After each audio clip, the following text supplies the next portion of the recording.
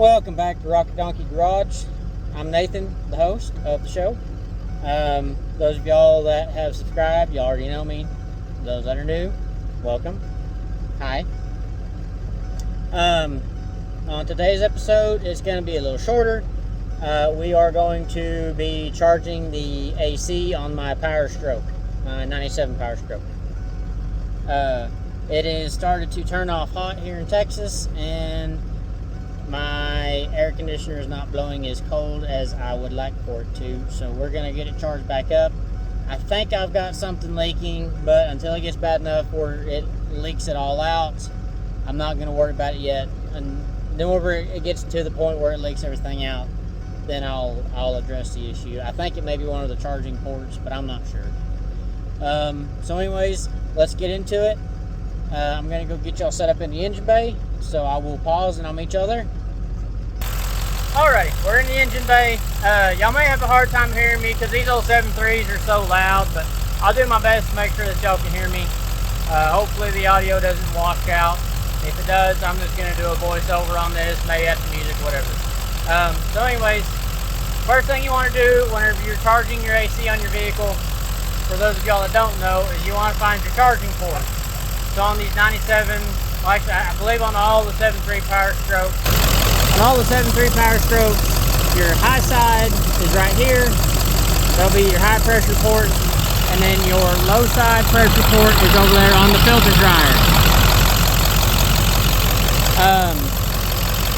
The proper way of doing it is to get gauges. Hook gauges up to your ports and go by a pressure temperature chart. I've done this enough, I can do it by feel. Plus, I kind of do HVAC for a living as well, partially. So I have kind of a feel for it. So I don't usually go off the pressure temperature. But for those of y'all that don't do it or don't know, go off the pressure temperature chart. So we're going to get the gauges hooked up, and I'll kind of show y'all the procedure of what to do, how to get everything filled and go from there. So we get y'all turned around, get y'all set up a little better where y'all can see the port, see my gauges and everything, and we'll go from there. Okay, got the gauges hooked up. As y'all can see, it's definitely low. Compressor's running right now, as y'all can see. So we're gonna get the can hooked up, or one of my cans of refrigerant hooked up. 134A, come from Walmart, $9. All refrigerants the same. And I'm gonna get the can hooked up, and we'll see about getting her charged back up, and we'll go from there. And you want to make sure that whenever you are charging your AC, you want to make sure that you have it set on max AC and that the fan is on all the way, as high as it'll go. So let me get the can hooked up, and I'll show y'all, or we'll go from there. Alrighty, we got the can hooked up. So what you do is you hold your can upside down, over here to gauges, and you'll open up the low side pressure. And then just sit there and shake the can back and forth.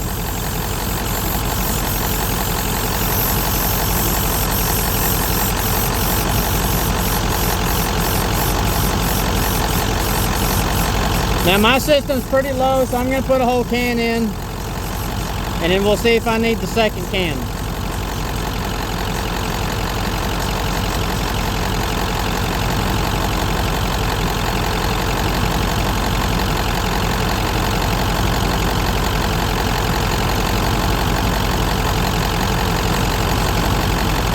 Okay, that's one whole can.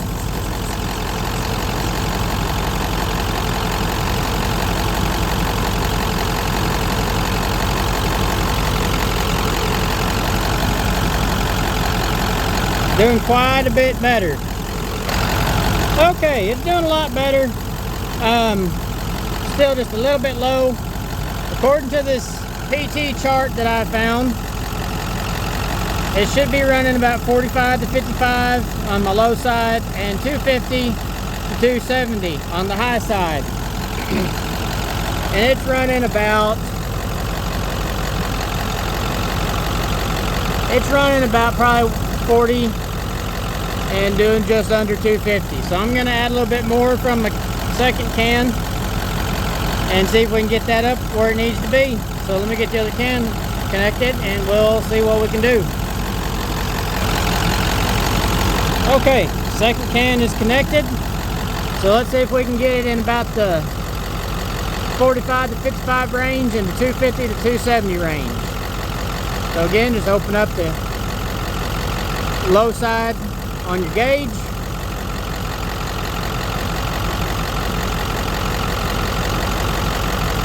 Shake the can a little bit.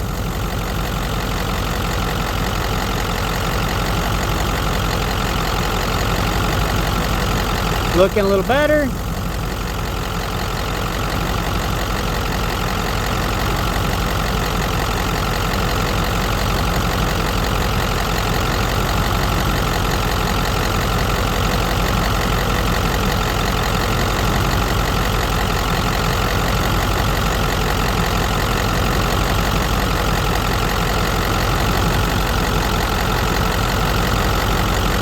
Doing about 255 on the high, and I'd call that about 45 on the low.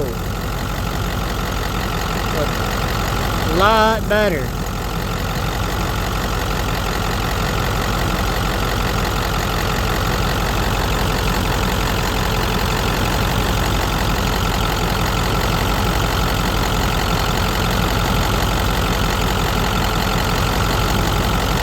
And that actually seems to have been the whole second can.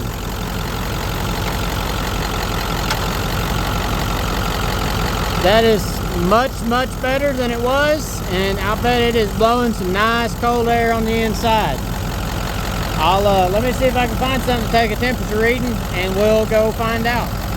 Alrighty, using my super scientifically accurate measuring device stuck in a vent over there, I'm getting 55-degree air, which is a lot better than what it was doing earlier. I didn't measure it earlier, but I think it's only doing about probably 70 to 75-degree air.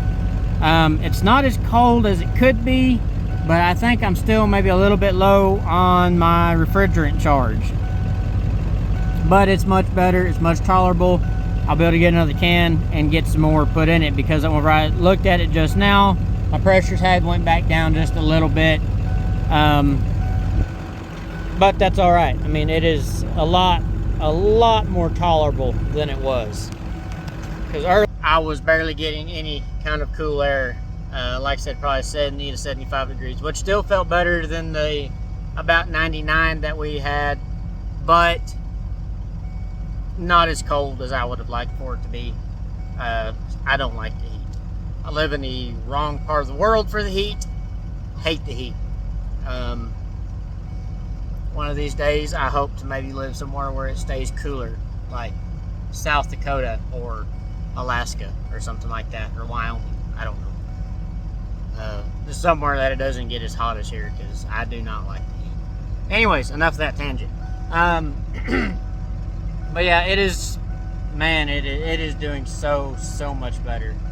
I'll be able to keep cool on my way home from work now, or cooler. Like I said, I gotta probably got to get another can, but that's all right. It seems like every year that leak gets a little worse, so maybe by next year it'll be bad enough where I can go through and I can figure out what it is, because I really, with it still having some in it, I don't have the equipment to recover the refrigerant, and so the other way I could do it would be the illegal way, which would be just to let it loose in the atmosphere, and as I said, it's illegal. Not gonna do that. So anyways, I will show y'all how to get the gauges loose for those of y'all that don't know, and then we'll go from there. So let me get y'all set back up in the engine bay, and we'll go from there. Okay, so for this particular set of gauges, what you want to do, and I think all automotive gauges are like this, I'm not 100% sure, but for this particular set, you'll want to turn this knob And on this high pressure side, you'll probably want a glove because this line gets really, really hot and it will burn your hand. So if you don't want burnt skin, wear a glove. So as I said, you turn that, it shuts it off, and then it's a quick connect fitting. And so it has pressure on it, so it's a little difficult to get off. But all you got to do is just pull it up and it lets go. Quick connect. I've lost that cap. I don't know where it's at, so I'm not just real worried about it. Same thing on the low side over here. Close it. And this one does not get hot, this one gets cold. So you don't have to use a glove, you don't have to wear a glove for it. But you'll just reach up here and there you go. I have the cap for that one. I'm not real sure where I put it. In my pocket. Oops. And that just screws back on there. And you can feel the filter dryer right there. If it's cold, that means that it's working good. That means that it's what we call flashed, which basically means that you're pretty much right at where the charge needs to be.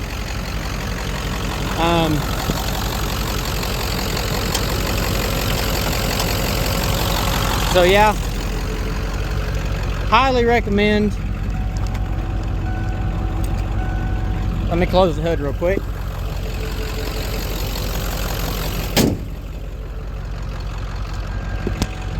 But yeah, so for those of y'all that like to do your own stuff and you don't know how to recharge your own AC system, I highly recommend getting a set of gauges. I got these off Amazon several years ago. They weren't very much. I think they were maybe like 30 bucks. They may not be the most accurate, but for a DIYer like me, they're good enough. But anyways, like I was saying, I highly recommend getting a set of automotive gauges. Game changer when it comes to recharging a system on your vehicle. Or even just, you know, kind of keeping it maintained, checking stuff out, because the gauges that come on some cans, those built-in gauges, they're not real good.